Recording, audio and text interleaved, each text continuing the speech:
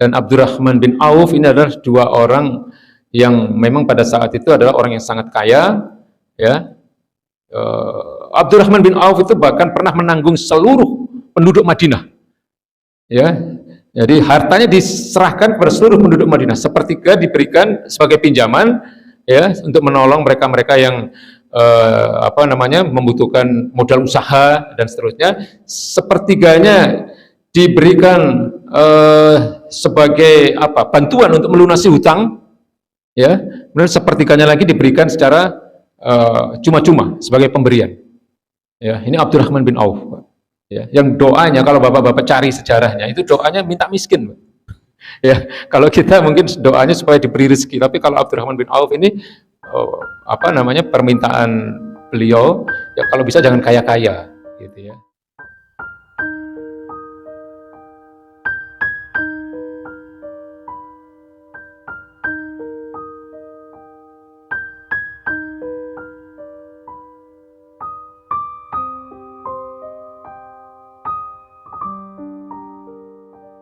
Ada Thalhah bin Zubair.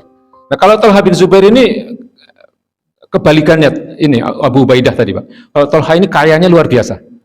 Ya, kayanya luar biasa. Jadi karena sejak muda dia sudah punya kegiatan bisnis, ya, usaha. Jadi bakat dagangnya itu luar biasa.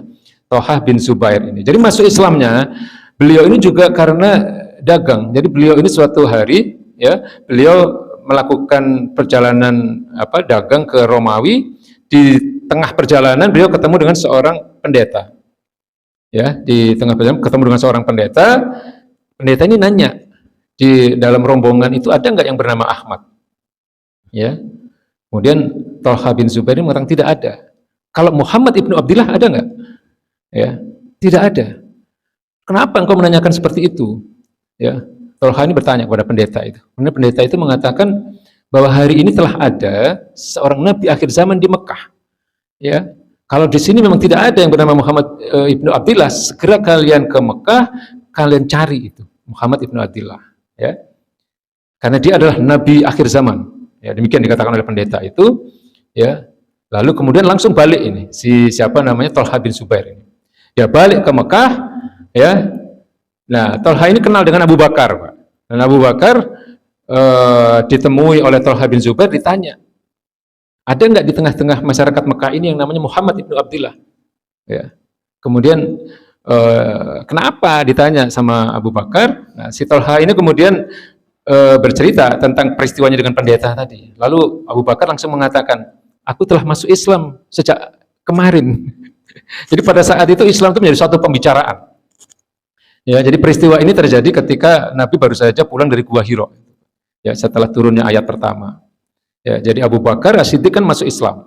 Ya, lalu kemudian Thalhah masuk Islam diajak oleh Abu Bakar untuk menemui baginda Nabi Muhammad SAW. Ya, karena mendapatkan informasi dari pendeta tadi. Ya, nah Thalhah ini kayanya luar biasa. Ya, dia itu pengen jadi miskin tidak bisa, Pak. Pengennya dia miskin. Ya, ini Thalhah itu begitu. Karena apa? Setiap dia dagang itu selalu berhasil, ya. Keuntungannya luar biasa. Ya, jadi setiap kali dia mendapatkan keuntungan yang besar, itu dia habiskan untuk disodakokan. Ya, dia sembelih onta untuk dibagikan kepada rakyat. Dan dia selalu menyediakan air minum untuk siapapun yang mau. Ya, kemudian dia kebiasaannya dia adalah melunasi hutang orang-orang yang punya hutang. Ya. Ya. Kalau sekarang ada nggak yang seperti itu? Ya, sama dengan ini Abdurrahman bin Auf. Abdurrahman bin Auf itu juga gitu. Ya, ini kayanya juga luar biasa. Jadi di dalam doanya itu beliau itu minta supaya jangan terlalu kaya. Ya, jangan terlalu kaya. Karena apa? Mereka tahu bahwa kekayaan yang mereka miliki itu nanti tanggung jawabnya besar di hadapan Allah Subhanahu wa taala.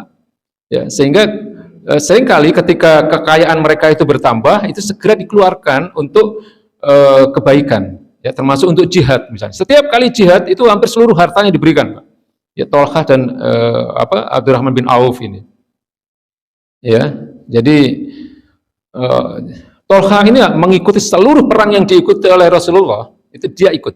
Ya, kecuali perang Badar, karena pada saat perang Badar beliau disuruh oleh baginda Nabi, ya, diutus untuk melakukan perjalanan ke Romawi, ya, untuk melakukan dakwah. Ya. Jadi di hampir setiap peperangan yang diikuti oleh Nabi, ya, Tolhah ini selalu ikut.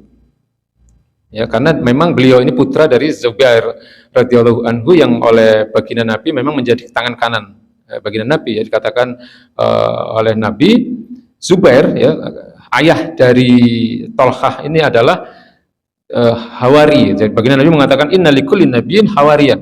Ya, setiap nabi itu mempunyai hawari atau pendamping. Wa inna hawariya az-Zubair. Ya, dan pendampingku adalah Zubair. Jadi Zubair ini kakak dari ayah dari Tolhah, ya. Dan tentu Tolhah bin Zubair mendapatkan banyak pendidikan dari ayahnya. Ya. Nah, satu hal yang ingin saya ceritakan, Pak. Ya, jadi dalam perang Uhud, ya, di dalam perang Uhud, Tolhah ini terluka itu sampai di dalam di tubuhnya itu ada 70 anak panah. Ya, 70 anak panah, sampai kemudian seluruh sahabat mengira dia ini sudah syahid, sudah wafat. Ya, tapi ternyata masih hidup. Maka baginda Nabi menyebut sebagai asyahidul hayyu. Jadi orang syahid yang masih hidup. Itu dikatakan oleh baginda Nabi begitu. Karena setelah itu, ya, beliau masih bisa pulih kembali. Ya, jadi kekuatan fisiknya juga luar biasa. Padahal pada saat perang Uhud itu sampai ada 70 anak panah yang menancap di tubuhnya. Ya, dan beliau baru wafat setelah kekhilafahan Ali, ya, jadi sangat lama setelah perang Uhud itu masih bertahan dan mengikuti berbagai perang untuk membela agama Allah. Ya, jadi kebiasaan beliau ketika perang itu adalah menjadi tameng dari Rasulullah SAW. Ini kebiasaan dari Tolhah, ya. Makanya nggak heran kalau di dalam perang Uhud itu baginda Nabi sendiri sebenarnya sudah mengalami banyak luka, ya. Bahkan gigi beliau ada yang tanggal satu, ya, kemudian di beberapa bagian tubuh beliau juga luka-luka, gitu. Maka Tolhah ini yang selalu melindungi baginda Nabi besar Muhammad SAW. Ya, jadi selain itu, ya, setiap jihad itu selalu harta beliau itu beliau habiskan untuk ya, nyumbang logistiknya, ya, menginfakkan untuk logistik perang itu, ya, untuk persenjataan, untuk makanan dan seterusnya. Ya, jadi dua sahabat Nabi ini, ya, Tolhah bin Zubair dan Abdurrahman bin Auf, ini adalah dua orang yang memang pada saat itu adalah orang yang sangat kaya, ya. Abdurrahman bin Auf itu bahkan pernah menanggung seluruh penduduk Madinah, ya.